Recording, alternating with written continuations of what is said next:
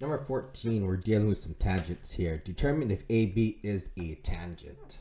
So this is the line AB, and let's see if it is a tangent. It is only a tangent if the intersection here is at 90 degrees. So if it is at 90 degrees, what has to be held true? Well, that means the Pythagorean theorem of a squared plus b squared has to be equal to c squared. Well, I know c equals to 12. I know that a equals to 7.2, but what is b?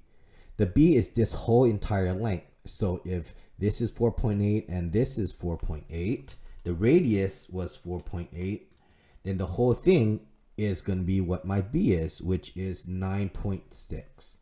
So 7.2 squared plus 9.6 squared should be equal to 12 squared. Let's see if that's true.